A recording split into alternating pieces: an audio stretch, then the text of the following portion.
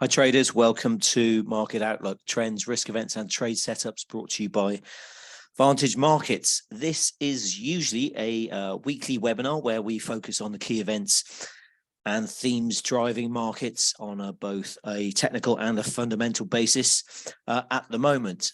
This is obviously the final week of, the last webinar of the year.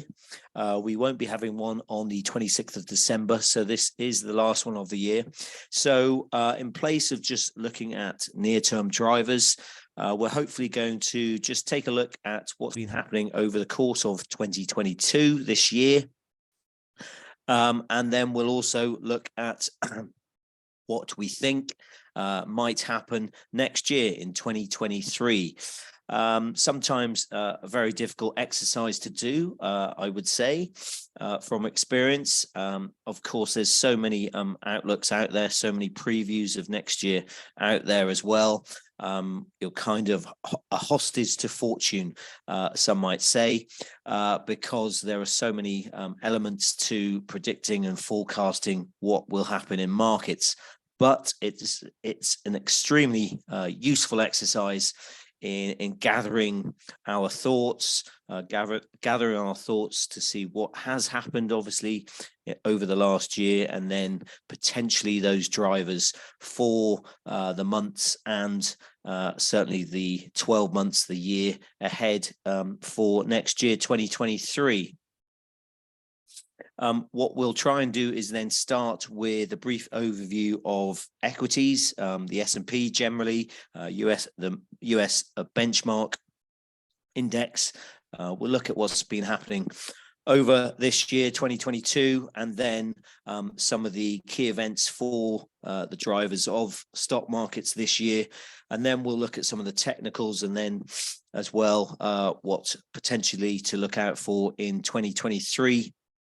We'll also then focus on just two sort of economic aspects, if you like, as a driver for next year, before then briefly touching on a sort of general overview of central banks, focusing on a little bit on the Fed, but not too much, hopefully, just sort of peculiarities around central banks for next year, really, before then looking at the US dollar.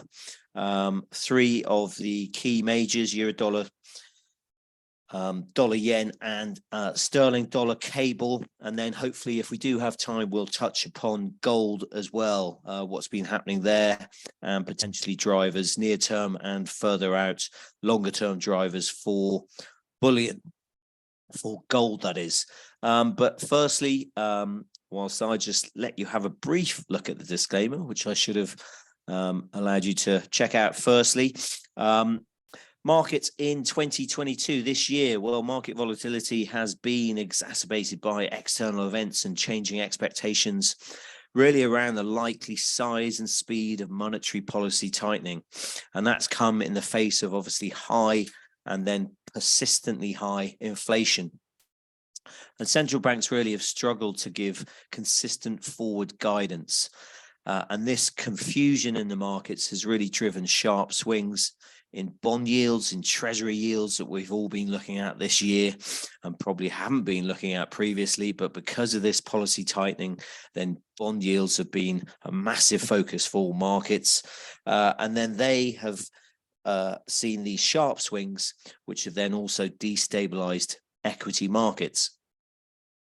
If I just pull up here, just a basic month-to-month chart there of S&P 500 returns for every month this year, we can see really it's been a volatile and turbulent year with sharp downswings and obviously then these sharp rallies. And we'll get into this really. We've had markets really full of ups and downs, especially in the final months of the year, really reflecting kind of investors' battles between ongoing fears and flashes of hope that kind of the tough talking central banks that they've become now might be ready to ease their rate hiking campaigns.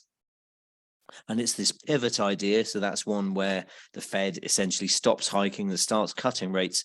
That has kind of dominated the narrative recently after let's not forget that the Fed kicked off one of its most aggressive periods of hiking in many decades, which kicked off in March earlier this year. But with inflation remaining elevated and the Fed intent on batting it down with higher interest rates, equity bounces are increasingly being seen as bear market rallies rather than the start of new bull trends. And interestingly, really, it's these sort of speed bumps, if you like, that are not uncommon on the path to solid longer-term returns. So the S&P 500, that's the US benchmark, that's been in and out of bear market territory repeatedly this year. And bear market territory, that means one defined as a decline of 20% or more. And the blue chip broad-based stock market index has bounced from very near bear market lows in April.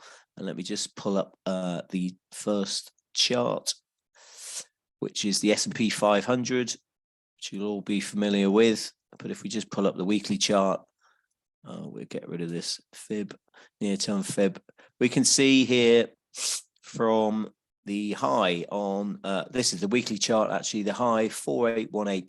And you can see quite clearly, obviously, that we've been talking around this for the whole of the last 6 months, at least, since we've been doing these webinars, really, that, yes, we've had these dips in and out of bear market territory. So from the very, the market lows in, when we saw in, where are we, in April, that rally, then we sort of got to very close to 20% down in April, and then we had a rally that kind of petered out after a rebound of nearly 10%. So with a strong bullish move actually in the last week of May that we can see there. So we have this near 10% bounce, and then obviously then a strong sell-off. And we questioned at the time if sort of those many acronyms, buy the dip, BTD, and numerous other acronyms, whether they were still valid during that month. But certainly rallies are often seen, as we just said, in longer term bear markets as well. So again, after hitting new bear market lows for the year, in the first half of 2022, markets then, you can see there that low have been really on a roller coaster ride again. And you can see we had that strong rally, a bounce of close to 20% with 4 weeks of consecutive gains. Really in this strong summer rally. But then sellers again emerged in mid-August as the market hit new fresh lows in October, as investors' fears of recession rose. And you can see then this big dip down and new lows to 3,500 or so. And at the worst point of the sell-off, we marked on here actually that you can see the market was down over 27.5% on the year, exceptionally grim. And then since that point, and we'll look at the technicals in a moment, but since that point, obviously, we've had a fairly decent rally. But looking at the three major events for this year and what's brought on this rising level of uncertainty for investors, there are kind of, we think three main events really. Persistently high inflation. And this is the result of demand for goods and services simply outpacing supply. Secondly, this significant change in monetary policy by the US Fed. So despite policy moves by the Fed to ease economic growth, which has not been seen in decades, higher inflation endures. And the market setbacks in late August and September really reflected realization that the Fed may not be pivoting and would have to raise rates further and maintain those hikes well into 2023. Finally, of course, the economic fallout from Russia's invasion of Ukraine has had an impact certainly on markets and the uncertainties around that. Of course, there were other themes and stories which have increased in importance over time. We've tried to run over some of those. For example, continued uncertainty over the lockdowns, increased the presence of, or due to the presence of COVID-19, and that was especially in relation, in the last few months at least, in relation to China and their zero COVID policy. And we've also had a contentious election season in the US. So many factors, three main ones that we've pulled out there for this rising uncertainty with investors and this roller coaster ride that we've been on really this year. For us, the balancing act for the Fed and the idea of a hard or soft landing has been a key driver. Monetary policy is intended to slow the economy as a way to temper the inflation threat, but without pushing the country into recession. So the economy slowed considerably in 2022 with annualized GDP falling, negative 1.6% in Q1, down 0.6% in Q2 before the positive reading then in Q3 at 2.9%. But it's really intriguing that despite the Fed's efforts to pump the brakes on the economy, job growth has remained quite impressive, with non-farm payrolls, of course, growing by an average of 392,000 this year. But that obviously has been slowing compared to, say, the 562,000 in last year in 2021. But it's the Fed's sort of drive to cut inflation, which may push GDP into being either more positive or more negative. And this is the conundrum going forward, really. And for equities as well, there are, in addition, market fundamentals such as corporate revenue and earnings will also be a concern, as a slowing economy from this point will likely have an impact on corporate earnings. There are also a number of questions about how far earnings may slow, which could create, of course, more headwinds for stocks. So technically then, we can see on the weekly for the S&P 500, really this long-term trend line resistance from those highs in January, tapping. We've already been through this a number of times over the last few weeks, but really tapping a couple of highs, which kind of reinforces then that resistance line. And you can see the last few weeks or so, we haven't been able to gain or close above that line, and especially last week as well. You can see we try to go higher. We tapped the 50-week moving average above 4,000, 4,100 where it stands now, but it was a significant close lower. And that sort of was brought on by those more hawkish banks, and especially the ECB last week, the Fed, of course, as well, raising its dot plot. And you could see the close there, the week close for the week. So really, we're sort of potentially trapped at the moment between looking at the 100-week moving average to the top side at 4,200. If we do break that long-term trend line resistance, if we don't, then we push lower. And you can see these long-term fib levels from the highs to the pandemic lows. We've mentioned these, of course, before, but 3,800 around there is a 38.2 fib level, which may act as support. But then, crucially, we go to the 200-week moving average at 36.57, and then potentially that cycle low at 34.91, the midway point, the 50% point of the rally from the pandemic lows up to the all-time high at the start of this year, just below 3,500. So 3,500 really a critical level if stocks do move lower. We'll just look as well at a couple of the other indices. In fact, before we do that, we'll just look at the daily, just sort of near term. You can see the 200-day moving average, and then that trend line resistance, capping resistance in the near term on the S&P 500.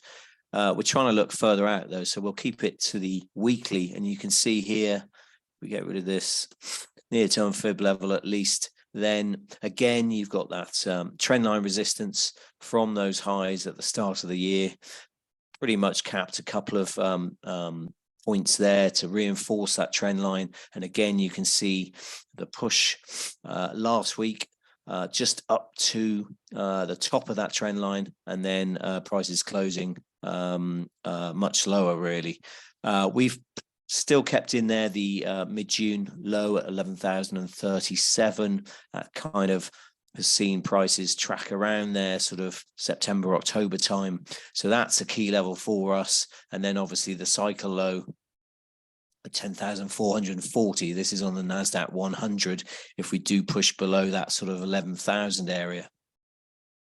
For the Dow, different sort of chart, obviously, because we had such a strong run up. But again, we've consistently highlighted this mid-August high, 34,281, being important resistance. And you can see there quite a few times, 4 times actually over the last few weeks.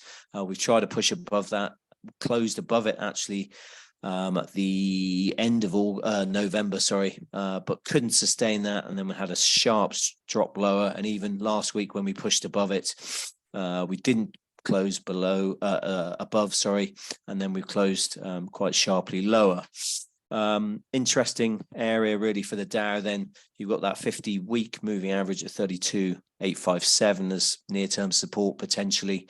So interesting sort of area that we're in now. Should probably show you the DAX as well. Similarly, very strong run up. You can see those consecutive weeks of gains from those lows in late September, 11,862. This is the DAX, German DAX, and then you've got near-term support at the 50-week moving average at 13,816. But again, well, the 100-week moving average, capped the upside at 14,569 there.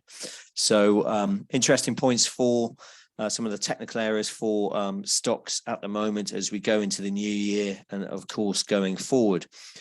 Generally then, most of Wall Street are kind of suggesting recessions in Europe and the US next year, though equity internals are pointing to lower probabilities really of that outcome at the moment. But it's falling bond yields, which should help valuations potentially if that does happen. And the overall market may then trough in Q2 as the Fed pauses its rate hike cycle. That's kind of consensus. So where potentially we could see a trough if we do. With both revenues and margins under greater pressure, probably stocks in Europe may do worse than the US. But generally, market volatility is probably set to potentially pick up slightly in the first half as the global economy has been kind of knocked off its keel and yet to adjust to the next phase, or indeed a steady state. Faced with such an uncertain outlook, central banks are basically going to reduce their forward guidance quite significantly next year, so as to give them really more flexibility in their next steps. And that means then a more data-dependent central bank. Generally, more data-dependent central banks in overall mean financial markets will be less spoon-fed on the future direction of monetary policy, and that increases the scope for surprises and volatility. That is sort of where we think markets or what could happen in markets next year, even though, of course, we have had strong guidance from banks. But again, it's been tough for them to predict what has been happening, and they've struggled to keep up really with this idea of persistent inflation. And now, especially after last week's meetings, they're kind of saying to us that they're pretty much hell-bent on hammering inflation, getting it lower, which means they will keep rates higher for longer, and especially the ECB was quite a surprise in that regard. I said we'd mention 2 economic areas which are probably worth just having a brief chat about, a focus on. Before that, let me just show you where we are with 2 of these economic areas. So regarding recession, again, I've sort of touched upon that. Most of Wall Street suggesting Europe and US will get a recession of some sort.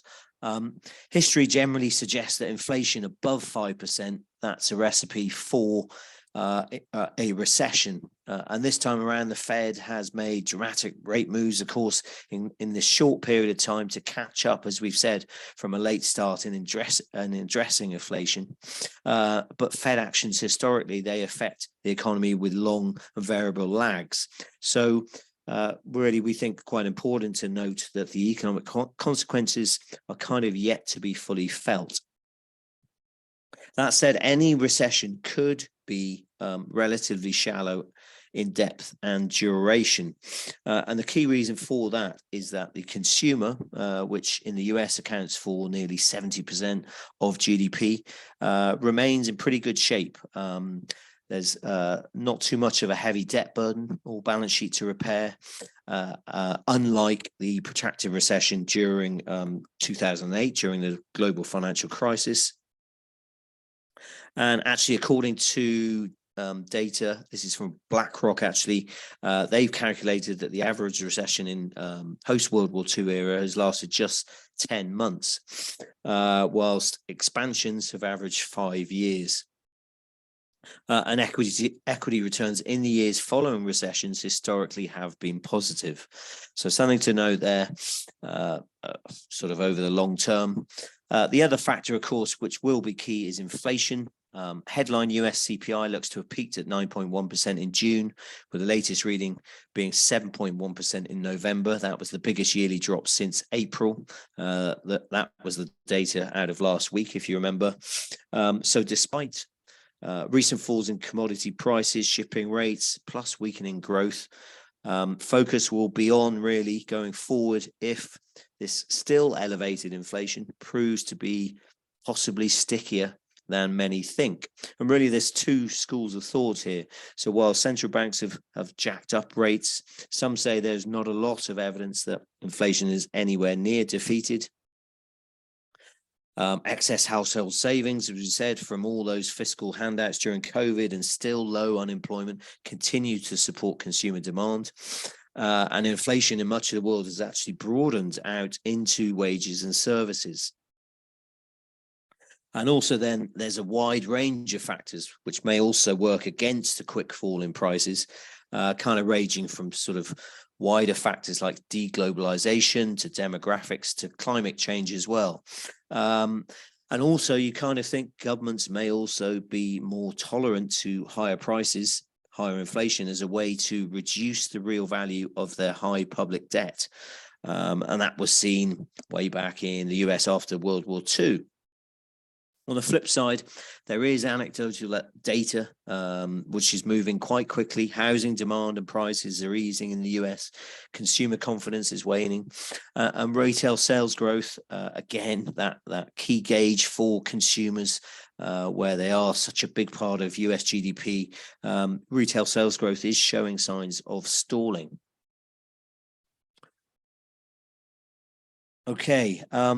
Central banks, of course, then they'll be instrumental in this, as they can always bring down inflation. It's just a matter of how much growth they're willing to sacrifice.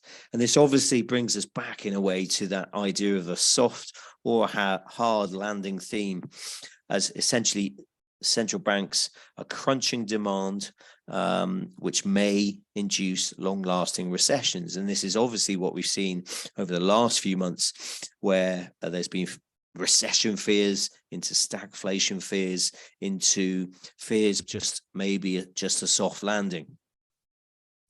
And we can see on a couple of these charts that we have here, just on inflation then especially, we can see this sharp rise in rates in the light blue Fed funds, the target rate obviously going from near zero to 4.5% now, and potentially then 5.1% was figured out on the dot plot for next year.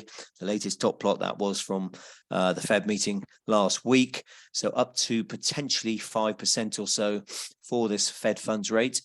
But then you still have this PCE inflation, which is the Fed's favored gauge, hovering around 6%, so not slightly off its highs, but still very elevated if you can see that in historic terms. I've sort of got that chart in there that we actually used from last week as well, but just where rates are going up to 4.5%, they are currently now after the hike last week, and then potentially we get to 5 and just above 5, then how high and how long will they be kept there is obviously crucial for next year.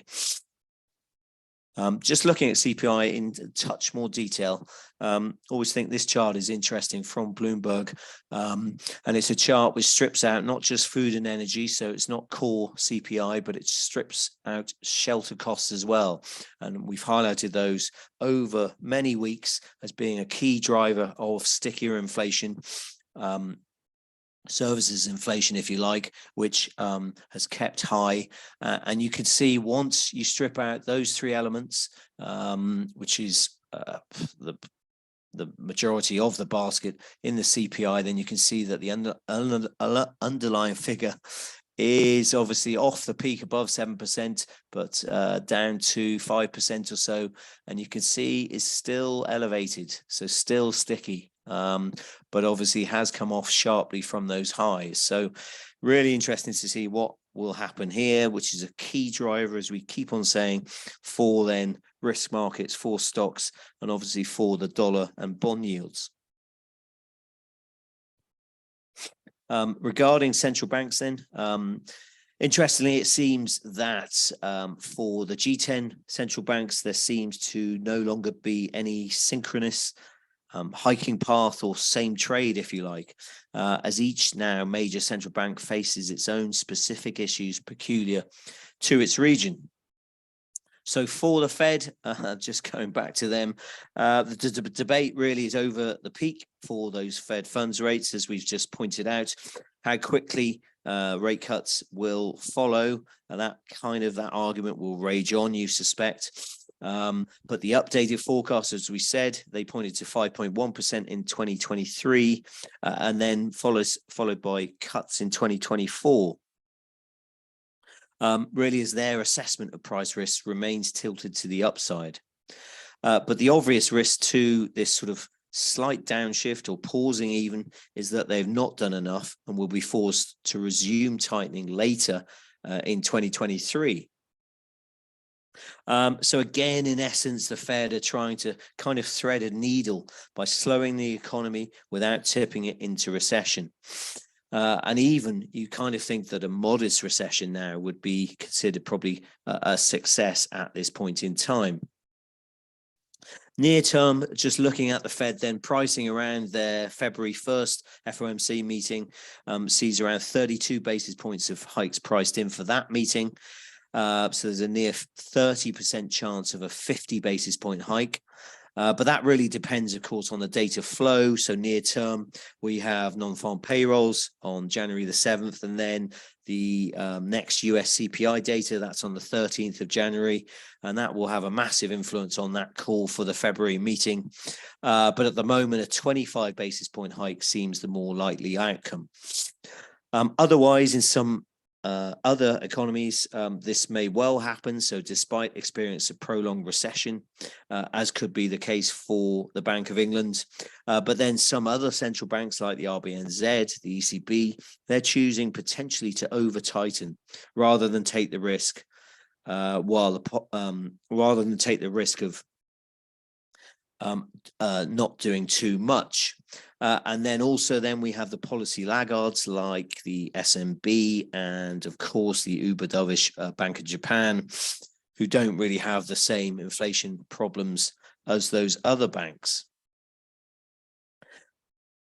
Central banks then, just wrapping those up, they kind of are all doing much the same thing, but the pressures, as we said, they face are very different.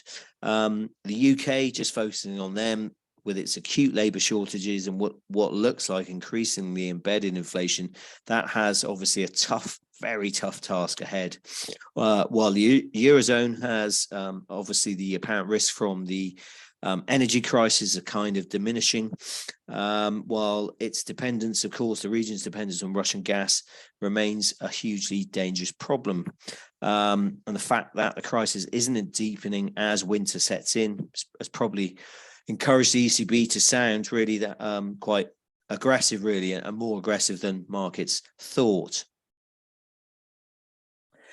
So beyond all these circumstances, then really it's this division now that we're seeing over the economy, which we've been talking about for some time. So what is that division? Mainly in markets. Markets think that inflation is already well underway to coming under control, meaning that central bankers could do much damage if they do keep doing what they're doing, while others, which is mainly central bankers, believe that the inflation regime has shifted and that rising prices could easily become entrenched. I think there was a prominent British economist who put it this way, that the market view is plainly different from Fed Chair Powell's on the issue of immaculate disinflation, and the market thinks it will take place. And this is inflation coming down, if you like, in simple terms, whereas the Fed isn't so sure. And that's especially what we've been seeing, some of the market reactions to the Fed, of course, and their 5.1% dot plot, so much higher from the 4.6% in September and higher than the market had priced, which was around 4.85% or so around the Fed meeting last week. And of course, once we got to the 5.1% dot plot, then generally, we would expect the dollar to go bid and equities to sell off, but really the market took its own view in opposition, in contrast really to the Fed, and that is what we've just said there about this division over the economy and what it will be doing going forward. Okay, I've just got another chart in here. That's we kind of mentioned the resilient labour market, and that is certainly something that we will be watching going forward. Probably potentially taking or regaining, if you like, its importance, possibly over inflation. If inflation is seen as now coming back down, obviously that pace of these coming back down will be key, but also then it will be all about wage growth and gains in non-farm payrolls, because obviously if that slows, then potentially that brings down as well price and cost pressures. Okay, let's just move on then to some of the impacts of all of this that we've just been talking about. So really for the dollar, just pull up the DXY chart here, but historically then the trough for, we thought this was interesting actually, the trough for the stock market has tended to come almost exactly at the dollar's peak. So if you're kind of comfortable that the bottom for equities is in, possibly, then that follows that we've seen the top for the dollar. But certainly after an 18-month bull trend in the greenback, FX outlook really is now less clear, isn't it? And certainly that most crowded trade this year, which was obviously long dollars, is no more, of course, with positioning being relatively flat over the last few weeks. And actually now there is a small short in dollar positioning with speculators and some of the big players in the futures market. But the final quarter of this year really seen a breakdown in that uptrend, that trend, which had been worth 5% per quarter over the first 9 months of this year. Obviously, the dollar rally had largely been driven by the Fed wanting to take policy into restricted territory. And that trend was really only exacerbated, as we mentioned, by the Ukrainian conflict. So for next year, 2023, FX markets are kind of assuming that central banks can signal the all clear on inflation and deliver gentle easing cycles to ensure soft landings. But the question is, will it be that easy? For the dollar then, conditions for a bear trend, whether we get this more prolonged sell-off then that we've sort of seen over the last few weeks, really there's probably three things that are needed for that bear trend to really kick off. Firstly, the Fed then taking a back seat and a sort of decisive shift in their rhetoric. And that means the short end of the US yield curve probably needs to soften a lot more. And then the flip side is a more attractive global economic environment. And that's one that is certainly attractive enough to draw funds out of the dollar. And obviously there, a European or a global recession, really that won't help with the attractiveness of those assets. And that is certainly something that we need to look out for. And finally, then there's also probably consideration around liquidity. If we remember, central banks are reducing their balance sheets, so they're undertaking quantitative tightening. The ECB obviously not as yet, but they've announced that they will in March at a small level to begin with. But that means generally, with all this sort of reduction of balance sheets, quantitative tightening, then that means lower excess reserves, tighten liquidity, and that raises FX volatility. And if we kind of think that dollar deposits could soon be at 5%, and the dollar is the most liquid currency, obviously, in the FX space, then again, possibly then that makes for a difficult bear trend in the greenback.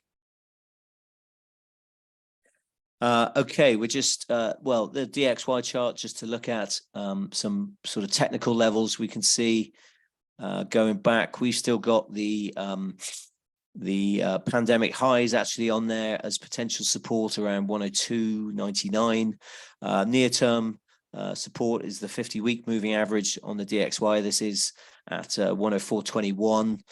You can see we dipped below there, but didn't close below there. And also last week, we didn't close below there as well. So that looks like near-term support, which is also around the August low there at 104.63.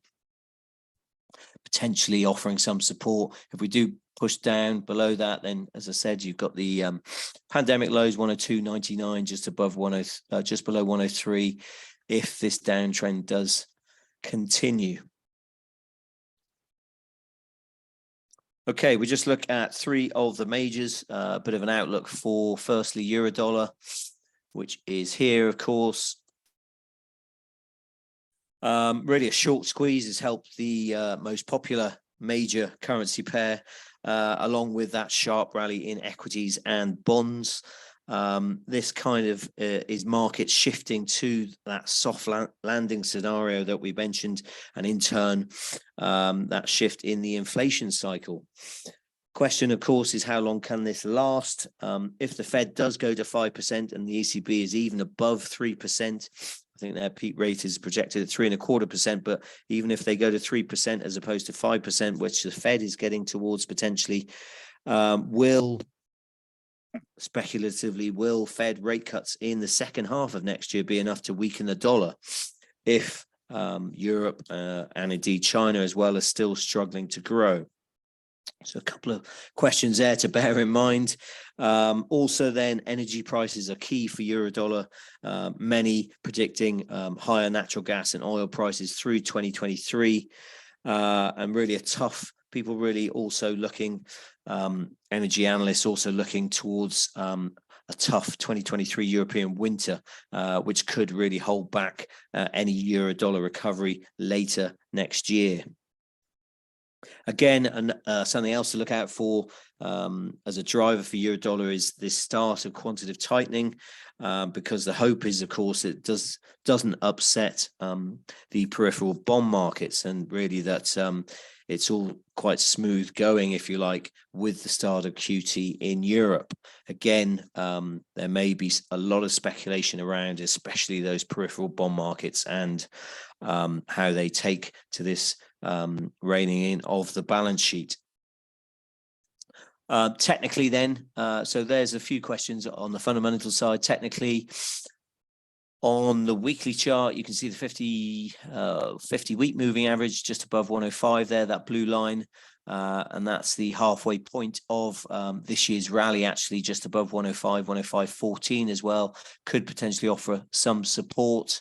Again, we've got the pandemic lows there, still on there, 106.35, that dotted line, near-term resistance possibly, but above here, then you go to last week's high at 107.36 actually, so that didn't get quite as far as the next fib level, the major long-term fib level there at 107.46. That's a 61.8 of this year's decline, so worth looking at that potentially. And if we do go higher, then we've probably got this minor next minor fib level at what's happened there? 78.6 would be up to 110. So a lot of big journey there. Really, we need to get above that at 107.36 cycle high there, potentially for more upside. Otherwise, downside support at 105, just above there, a couple of levels. Before then, possibly if we do break down lower, then we go down towards sort of 103 level. That's for euro dollar. For dollar yen, could be really interesting next year. We think on the fundamental side, especially, of course, the main drivers for this major have been the huge difference in monetary policy between Japan and the US. Really, that's been called the divergence, obviously, in bond yield differentials, really. Probably many of you have been reading about. Those caused that divergence between bond yields caused pretty much an 18% rally where we are now, much higher, obviously, when we got to those multi-decade highs above 151. But the divergence in bond yields has been the key reason for this huge rally in dollar yen. But of course, more recently, longer dated yields have been falling, and that's dragged the major sharply lower. Indeed, actually, one of the hottest topics right now is actually how the hugely inverted US yield curve, which we talked about in the last few weeks, how that resolves itself. So that's a question sort of to look at over time. Dollar yen, especially, we've had FX intervention being a real standout for this major this year. I think around $70 billion worth of FX intervention in September and October alone, between 146 and 151 in dollar yen.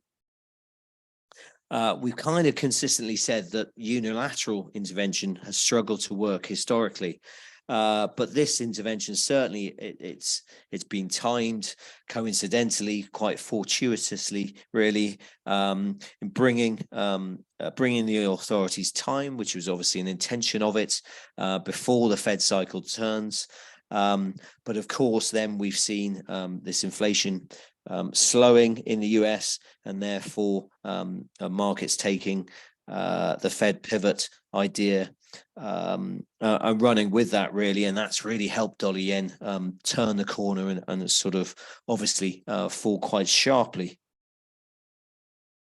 Whether, of course, FX intervention can reverse this bull trend if we see the Fed continuing to hike rates potentially, really that's a difficult question, we think, and really then intervention can only slow, but it kind of can't reverse the bull trend if you look historically at unilateral intervention.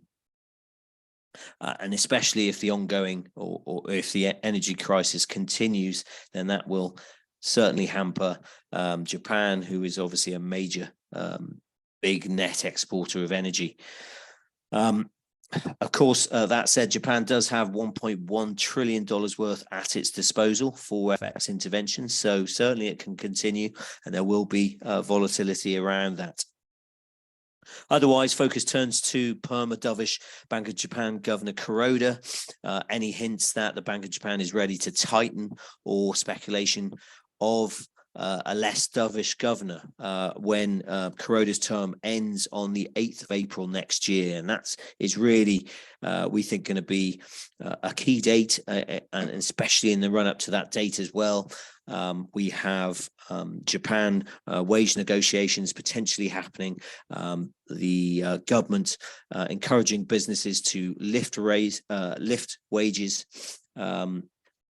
and that could all potentially happen around the March FOMC meeting if we then get a potential pivot there, as well as this change in the governor, or speculation at least, a change in the governor at the Bank of Japan, potentially being less dovish and more hawkish. Then we could see a lot of volatility around that. Technically, Well, of course, we've got the marker 151.94, that long-term high. Obviously, then we had a load of intervention, and then we've had US CPI slowing, some strong, really sharp weeks lower, broke that sort of trend line support, and then we sort of oscillated around 135 or so for the last few weeks. We've got some fib levels in there from this year's rally, really. Top side, really, 137.24 is a 38.2 fib level. So that should offer some resistance and then support. If we do break below the recent cycle low at 133.61, then we have 132.70. That's the midway point of this year's rally. A lot of things happening with dollar yen. Really interesting on the fundamentals side for sure. Has been a lot going on with intervention, sort of fighting with the Fed, really, and then obviously slowing inflation, helping the Bank of Japan, or sorry, Japanese authorities, really, in the Ministry of Finance, who do undertake this FX intervention. Sorry about that. Right, final one I think worth looking at, we still have time for, is cable. This is sterling against the dollar. Another strong rebound, of course, in this major as well, after the the September's government inflicted flash crash, if you like, and that all-time low to 103.56. Certainly a more credible fiscal plan and the softer dollar have helped cable. And now we get sort of tighter fiscal and monetary policy heading into a recession. And if we remember, the UK economy is expected to contract every quarter next year. So potentially that mix makes UK assets unattractive, and especially if the Bank of England calls time on its tightening cycle. Interestingly, sterling dollar realized volatility, so that's a measure of obviously price fluctuation, if you like, that's now back to levels seen during Brexit. And with liquidity, as we mentioned, at a premium potentially next year, then sterling may struggle in that kind of environment. But technically, it's really interesting. Obviously, this bounce surprised so many, really got above 120. And again, the fib levels there, you can see the midway point of the downtrend at 120.52. That may offer some support here. You've got the 50-week moving average at 123.31, potentially capping upside after last week's high above that at 124.46. So that sort of tallies with the 61.8 fib level at 124.52. So really a few levels of resistance around there, around 124.50 or so, which may cap the upside.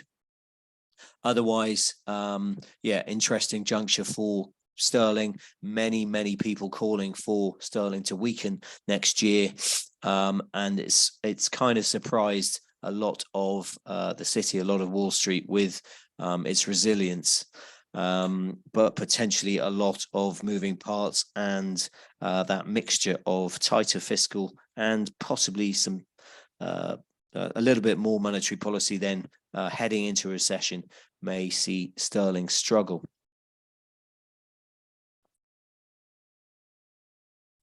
Okay, I think that is all we have time for now.